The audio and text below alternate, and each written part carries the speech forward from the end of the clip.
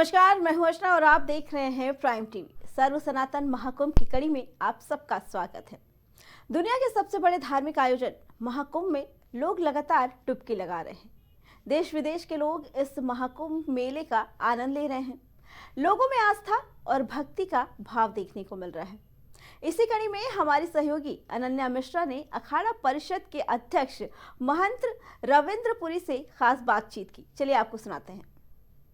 सनातन धर्म का सबसे बड़ा मेला प्रयागराज में महाकुंभ का लगता है और इस महाकुंभ को लेकर लाखों श्रद्धालु हर दिन इस दिन का इंतजार करते हैं कि कब महाकुंभ का आयोजन महाकुंभ का प्रयागराज में हो और वहां जाकर वो अपने आप को वहां पर सम्मिलित करें, वहां पर जाने और देखें और जानने का प्रयास करते कि महाकुंभ होता क्या है।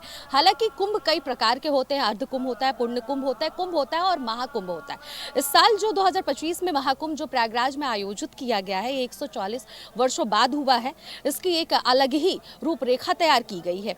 वहीं इसमें सनातन धर्म के तरह तरह चीज़ों का यहाँ पर प्रचार प्रसार भी लोग कर रहे हैं, तरह तरह के ज्ञान भी लोगों को लोग दे रहे हैं। ऐसे में अगर बात कही जाए तो अखाड़ों की क्या भूमिका होती है, और इसी सिलसिले पर हमारे साथ बात करने के लिए अखिल भारतीय हिंदू परिषद अखाड़ा के हमारे साथ अध्यक्ष जी मौजूद हैं, रविंद्रपुरी जी। इनसे बातचीत करेंगे, जानने का प्रयास करेंगे कि महाकुंभ की सबसे पहले विशेषता क्या है। तो सबसे पहले तो महाराज जी बहुत बहुत स्वागत है आपका हमारे चैनल। बहुत आशीर्वाद, साधुवाद। ठीक है महाराज जी, सबसे पहले तो यही जानना चाहेंगे महाकुंभ जो इस वर्ष आयोजित किया गया, इसकी विशेषता क्या है, पहले तो दर्शकों को आप ये बताइए। देखिए, आपने तो बता ही दिया कि अर्धकुंभ भी होता है, कुंभ भी होता है, महाकुंभ भी होता है।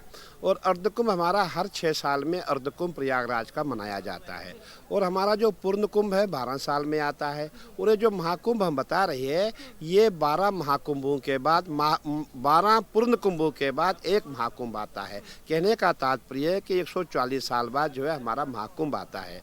और आपने देखा होगा, खाई अर्धकुंभ हो, पूर्ण कुंभ हो, महाकुंभ हो, जो हमारा प्रयागराज है तीर्थों का राजा है। यहाँ गंगा यमुना सरस्वती का संगम है। और ऐसा माना जाता है 33 कोटि देवी देवता यहाँ ही विराजमान है, यहाँ ही वास करते हैं। और आपने देखा होगा यहाँ श्री हरि भी वास करते हैं। जब हमारा प्रलय, सृष्टि का प्रलय होता है, उस समय यही वो स्थल, यही भूमि है जहाँ भगवान हरि यहाँ एक छोटे बालक के रूप में एक पत्ते पे विराजमान हो जाते हैं। और जो ये कुंभ की बात आप कर रहे हैं, कुंभ प्रयागराज में लगता है। आपने हरिद्वार देखा होगा, हरिद्वार में भी वहाँ कुंभ लगता है। पूर्ण कुंभ 12 साल में आता है। आप उज्जैन में जाएंगे, वहाँ भी 12 साल में कुंभ आता है। आप नासिक में जाएंगे, वहाँ भी 12 साल में कुंभ आता है।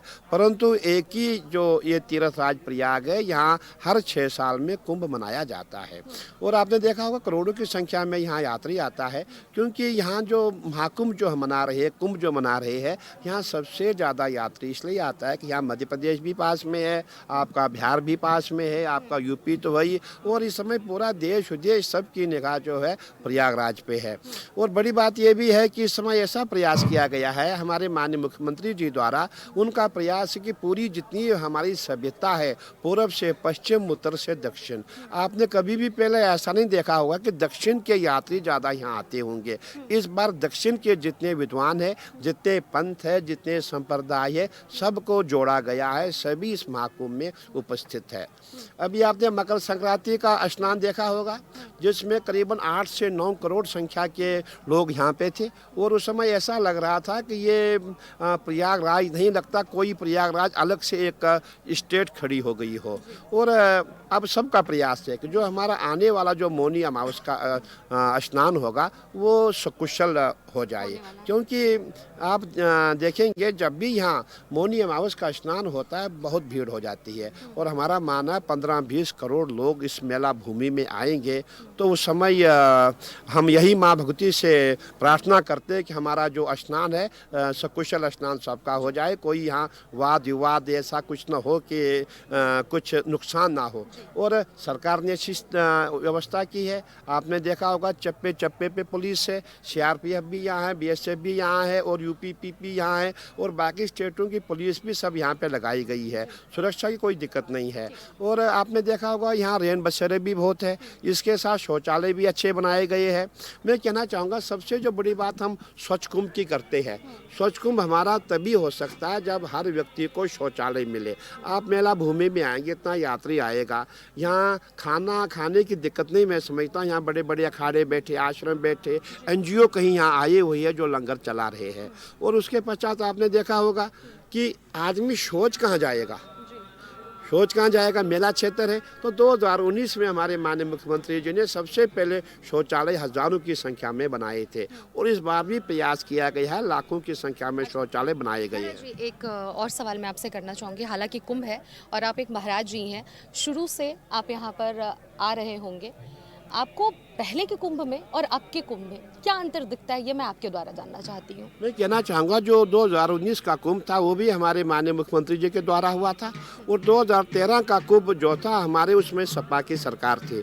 लेकिन जो सुविधाएं हमें 2019 में मिली, 2025 में जो 24 में मिली, ऐसी सुविधाएं हमें कभी नहीं मिली और इतनी संख्या में लोग कभी नहीं आते थे। क्योंकि लोग भी देखते हैं कि सरकार की मानसिकता क्या है, सरकार क्या चाहती है। जो भी श्रद्धालु आता है वो सरकार पे डिपेंड करता है, सरकार पे निर्भर करता है। क्योंकि 2019 में सरकार ने सभी सनातनियों को बुलाया, सबको यहाँ स्वागत किया और अभी भी हमारे माननीय मुख्यमंत्री जी ने, मैंने आपको कहा ना, देश विदेश में जितने भी सनातनी है सबको आह्वान किया है, आइए कुंभ मनाइए। उनके लिए यहाँ व्यवस्थाएं की है और अगर आप यहाँ से दूर जाएंगे, यहाँ जितने भी टेंट लगे हुई है, जितने भी देश विदेश से लोग यहाँ पहुँचेंगे, सबके लिए व्यवस्थाएं रखी हुई है। महाराज जी, विदेश के जो लोग हैं इस कुंभ में वो भी प्रवेश कर रहे हैं और सनातन धर्म को बड़ा ही बारीकी से जानने का प्रयास कर रहे हैं।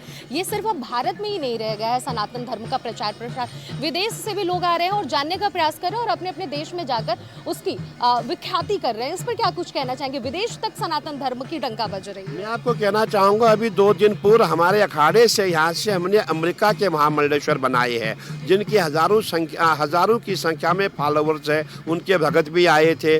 और मैं समझता हूँ अब जितने भी देश विदेश में आप जाएंगे, आपको वहाँ पे पूरा सनातन का प्रचार प्रसार मिलेगा और जितने हमारे संत महात्मा विदेश में है सब सनातन पे काम कर रहे हैं और जो वहाँ के लोग हैं वो हिंदुस्तान में बहुत अच्छी तरह से आ रहे हैं, संतों को मान रहे हैं, जो हमारी परंपरा है उसको फॉलो कर रहे हैं। और ये अभी से हुआ जब से 2014 से हमारे माननीय प्रधानमंत्री जी जब भारत के प्रधानमंत्री बने, तब से हमने ये देखा, तब से हमारे सनातन ने जोर पकड़ा हुआ है, तब से हमारा सनातन धर्म जो है ऊंचाइयां छू रहा है। तो कहने का तात्पर्य है कि हमारे प्रधानमंत्री जी, हमारे मुख्यमंत्री जी ने सनातन पे काम किया है और जो आज दिव्य भव्य कुंभ हम देख रहे हैं, जो आज हम देश विदेश में सनातन की बात कर रहे हैं, इसका श्रेय हमारे माननीय प्रधानमंत्री जी को और हमारे माननीय मुख्यमंत्री जी को ही मिल रहा है। महाराज जी, अखाड़ों की क्या भूमिका होती है जब दूर दराज से लाखों करोड़ों के श्रद्धालु यहाँ पर मौजूद होते हैं? तो अखाड़ा एक बहुत ही आकर्षक का विषय बन जाता है और कहीं ना कहीं अखाड़ा की एक बहुत ही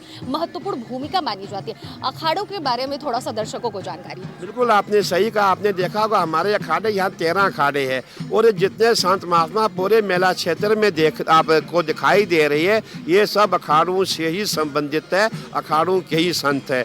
जितने आपको आचार्य दिखाई देंगे, महामंडलेश्वर दिखाई देंगे, जितने मठाधीश दिखाई देंगे, सब अखाड़ों के ही लोग हैं और इनके द्वारा यहाँ व्यवस्था दी गई है कि इनके वहाँ लंगर भी चलता है, भंडारे भी चलते हैं, आपने कथा देखा होगा, कथा भी चल रही है। मतलब सनातन का पूरा प्रचार मेला क्षेत्र में हो रहा है और जो भी श्रद्धालु यात्री यहाँ आता है, जिसके पास खर्चा नहीं होता है, जिसके पास रुकने को जगह नहीं होती है, वो यहाँ ही हमारे पंडालों में रुकता है और यहाँ ही उसको खाने पीने की सुविधा दी जाती है और पूरा प्रयास किया जाता है कि अतिथि देवो भव का भाव लेकर के हम सबकी सेवा करते हैं। और जितने भी संत महात्मा है, कोई यज्ञ कर रहा है, अनुष्ठान कर रहा है, कोई प्रतिष्ठा कर रहा है। और आप देखेंगे सबसे ये जो प्रयागराज है ये पुण्य कमाने की भूमि है और हमारा प्रयास रहता है कि 1 महीना हम भगवान की सेवा करें, भक्तों की सेवा करें, ताकि हमको पुण्य का लाभ प्राप्त हो।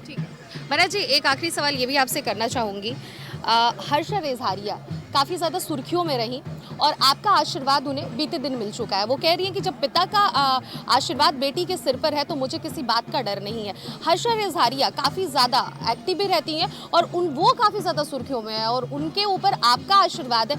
इसके पीछे क्या कुछ रहा है, थोड़ा सा दर्शकों को बताइए। नहीं, मैं क्या आशीर्वाद दे सकता, मैं खुद स्वयं एक संत। मैं कहना चाहूँगा, हमने हर्षा को भी देखा नहीं था, जब हर्षा यहाँ मेरे पास आई, मैंने उसको रोते हुए देखा। मैंने कहा आप कहाँ से उसने अपनी बात रखी। मैंने कहा भाई ये लोग इसको तंग क्यों कर रहे हैं। मेरा ये कहना था इतने फर्जी लोग पूरे मेले में घूमते हैं। आपने देखा होगा नकली बाबा बने हुए हैं, लोगों ने नकली जटाएं बनाई हुई है और धर्म के नाम पे पैसा उगा रहे हैं और किसी का कैमरा उनकी ओर नहीं जाता है। हर्षा पे क्यों गया। मेरा ये कहना था हमारी बच्ची है, हमारी बेटी है और हम कन्याओं की पूजा करते हैं। मुझे इसलिए उसका पक्ष मैंने लिया कि हर्षा इनोसेंट बच्ची है, उसका कोई गलत भाव नहीं था। ठीक है उसने भगवा पहन लिया। अगर आप मेला क्षेत्र में देखेंगे ये जितने भी बाहर लोग मिलेंगे 50% जो है फेक लोग हैं, भगवा पहन करके धानुगाई कर रहे हैं। और आपने ये भी देखा होगा इस समय जितने गैर हिंदू है वो भी भगवा पहन करके पैसा मांग रहे हैं। अब हर्षा के पीछे पड़ना मैं समझता हूँ उचित नहीं था। मुझे इसलिए लगा कि देखिए हम कन्याओं को देवी मानते हैं। हमने पूरे भारत में यही परंपरा को अपनाया है कि जो हमारी मातृशक्ति है, चाहे वो हमारी बहन हो, माँ हो, बच्ची हो, वो हमारे लिए पूजनीय होती है। और हम खुद एक कामाक्षा माँ के पुजारी है, माँ भगवती काली के उपासक है। और हम जो भी महिला होती है वो कैसी है क्या नहीं इसकी हमें आवश्यकता नहीं है, हमारा भाव होना चाहिए, हमारे लिए साक्षात देवी है। इसीलिए मैंने कहा भाई कि इसके ऊपर कोई उंगली ना उठाए, ये अच्छी बात नहीं है। अच्छा, हर्षा जी को लेकर ये भी मैं आपसे जानना चाहूंगी महाराज जी कि आपने जिस तरह से बताया कि कन्याओं की रक्षा करनी चाहिए, आप खुद माता रानी के उपासक हैं, तमाम चीज़ें आपने बताई, लेकिन कुछ महाराज और कुछ संत ऐसे भी हैं जो हर्षा को बोल रहे हैं कि वो अपने फॉलोअर्स बढ़ाने के लिए ढोंग रची हैं। अब इस पर क्या कुछ कहना चाहेंगे। कहीं ना कहीं ये विवाद छिड़ता हुआ भी एक नज़र से देखा जा रहा है कि छिड़ रहा है। नहीं देखिए आजकल जो है सोशल मीडिया का ज़माना है। मैं भी सुबह फेसबुक में पोस्ट डालता हूँ, मैं भी चाहता हूँ मुझे भी लोग देखें। ये हर कोई चाहता है, चाहे वो कैमरा मैन हो, चाहे मैं हूँ, कोई भी चैनल हो, सब चाहते हैं हमें लोग देखें। वो कोई इशू नहीं है। मैं समझता मैं इस इशू को नहीं मानता। हर कोई चाहता है मुझे लोग देखें, मेरी सुने, मेरी बात सुने। अगर ऐसा हुआ है तो उसमें कोई दिक्कत नहीं है। वो सबकी चाहत होती है, सबके मन की बात है, उसमें कोई ऐसी बात नहीं है। तो ये थे हमारे साथ रविंद्रपुरी महाराज जी, जिन्होंने साफ साफ शब्दों में अपनी बात को बताया कि अखाड़ा की क्या विशेषता होती है। इस महाकुंभ में जो लोग आते हैं जिनके पास दो पैसे नहीं होते रहने ठहरने और खाने के लिए, उसके लिए अखाड़ा परिषद मौजूद रहता है, उनको हर तरह की सुविधा उपलब्ध कराता है। और खास करके महाराज जी ने ये भी बात रखा कि साल 2019 से और यूँ कहा जाए केंद्र में जब 2014 में मोदी सरकार यानी कि बीजेपी की गवर्नमेंट जब आई, तब से संतों और महंतों को ज़्यादातर लोगों ने जानना और उन्हें महत्व देना शुरू किया। और विदेशों की बात पर भी इन्होंने कहा कि देश में जब 2014 में केंद्र में मोदी सरकार है, तब फॉरेन कंट्री जो विदेश होते हैं वहां पर भी सनातन धर्म का प्रचार प्रसार शुरू हुआ। इसीलिए इस महाकुंभ में जो हजारों लाखों की संख्या में जो दूसरे देश से जो लोग आए हुए हैं, कहीं ना कहीं उसके पीछे बीजेपी गवर्नमेंट का हाथ सबसे बड़ा है। और उत्तर प्रदेश की बात कही जाए तो मुख्यमंत्री योगी आदित्यनाथ 2019 में जो कुंभ अपने कार्यकाल में कराए थे, तब से महाकुंभ में काफी ज्यादा बदलाव देखने को मिल रहा है। और उसके पहले के भी कुंभ कहीं ना कहीं ठीक होता था, लेकिन साल 2019 की अपेक्षा से कहीं ना कहीं बेहतर उतना नहीं था जो साल 2019 से बेहतर होना शुरू हुआ। तो इस तरह से महाराज जी ने अपनी पूरी बातों को रखा कि अखाड़ा की क्या विशेषता होती है और पहले के महाकुंभ में और अब के महाकुंभ में क्या कुछ अंतर है। कैमरा पर्सन मिथिलेश के साथ अनन्या मिश्रा, प्रयागराज। 144 साल पड़ने वाले आने वाले इस महाकुंभ की इस बार की छटा सिर्फ देश में ही नहीं बल्कि विदेशों में भी छा रही है और इसका सारा श्रेय पूरी जनता इस बार योगी आदित्यनाथ को ही दे रही है। सर्व सनातन महाकुंभ की इस कड़ी में फिलहाल इतना ही। बाकी खबरों के लिए जुड़े रहे प्राइम टीवी के साथ।